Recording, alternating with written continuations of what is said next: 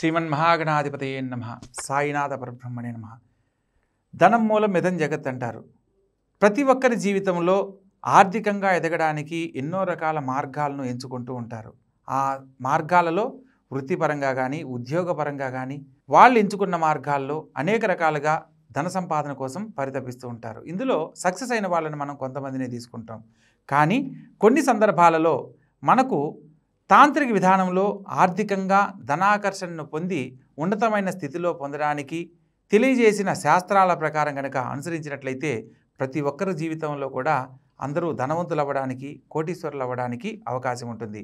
ఇక్కడ చాలామంది ఉద్దేశం ఏంటంటే కోటీశ్వరులు అంటే మాకు కోట్లు సంపాదించలేదు కదా అని భావిస్తూ ఉంటారు. ఇక్కడ కోటీశ్వరుడు అని అంటే మన కుటుంబంలో ఉన్న వ్యక్తులు మన చివరి నిమిషం వరకు ఒకరి మీద ఆధారపడకుండా బతకడమే కోటీశ్వరులు అయిన యోగాన్ని పొందిన ఫలితాన్ని ఇస్తుందని భావించాలి. అంటే రాత్రి కోటీశ్వరులు అవుతారంటే అందరూ కూడా ఇదే విధానాన్ని అనుసరిస్తారు, కానీ ఏదేదో వృత్తుల ద్వారానో వ్యాపారాల ద్వారానో చేయరు. కాకపోతే ఇక్కడ శాస్త్రం ప్రకారం మనం అనుసరించేదాన్ని కనుక నమ్మగలిగితే ఖచ్చితంగా మీలో కూడా ప్రతి ఒక్కరూ ధనవంతులు, కోటీశ్వరులు అవుతారు. మీరు చేయవలసిందల్లా ప్రతినిత్యము మనం ధనంతోనే ఏదైనా చేస్తూ ఉంటాం. డబ్బులు లేకుండా ఏది జరగదు. మనం ఉదయం లేచిన దగ్గర నుంచి ఆ రోజు గడవాలి అంటే డబ్బులను ఆధారం చేసుకునే గడవడం జరుగుతుంది. మీరు చేయవలసిందల్లా ఆర్థిక లాభం కోసం, అంటే మీరు సంపాదిస్తున్న ధనం నిలవకపోతుందా, లేదా సంపాదించిన ధనం అనవసరంగా ఖర్చు అయిపోతుందని బాధపడుతున్నా, మీ యొక్క ధనము రెట్టింపు అవ్వాలనుకుంటే, ఇబ్బందుల నుంచి బయటపడాలనుకుంటే మీరు చేయవలసిందల్లా మనము భగవంతునికి సంబంధించిన కొన్ని మన వంటగదిలో దొరికే కొన్ని వస్తువుల ద్వారా మనం అటువంటి గొప్ప స్థితిని పొందడానికి అవకాశం ఉంటుంది. ఇక్కడ ప్రధానంగా మనం సుగంధ ద్రవ్యాలలో ఉదాహరణకు మనం తీసుకున్నట్లయితే ఏదైనా భగవంతునికి సంబంధించిన ప్రసాదాలలో యాలకులను ఉపయోగిస్తాం, అదేవిధంగా బాదం పప్పులను ఉపయోగిస్తాం.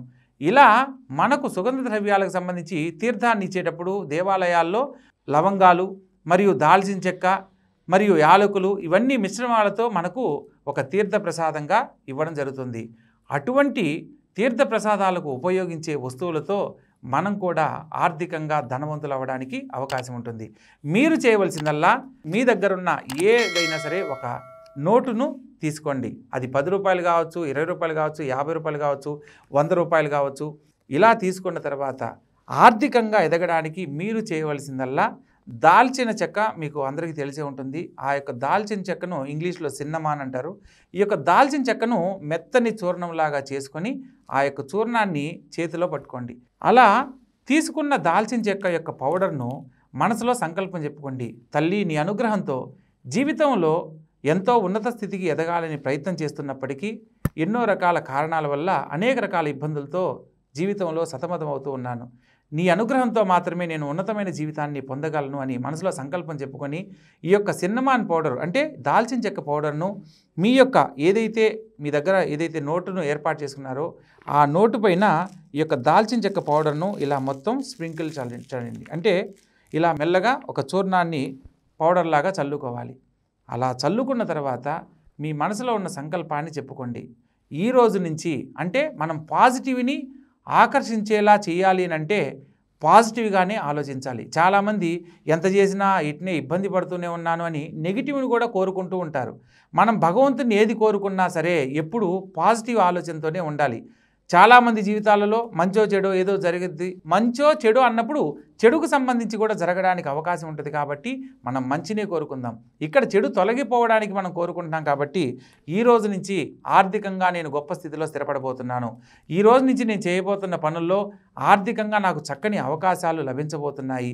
ఈ రోజు నుంచి నా కుటుంబంలో ఎవరూ కూడా ఆర్థిక పరంగా ఇబ్బంది పడరు అని మనసులో సంకల్పం చెప్పుకొని ఈ యొక్క మీరు ఆ స్ప్రింకిల్ చేసిన సిన్నమాన్ పౌడర్తో ఉన్న నోటును ఇలా 4 ఫోల్డింగ్లతోటి మీరు మడిచి మీ యొక్క ధనానికి సంబంధించి ఉపయోగించే వ్యాలెట్ అంటే మనీ పర్సు కానీ లేదా మీకు ఇంట్లో ధనాన్ని నిల్వ ఉంచే ప్రదేశంలో ఈ యొక్క నోటును నమస్కారం చేసుకొని ఆ యొక్క ప్రదేశంలో ఏర్పాటు చేయండి.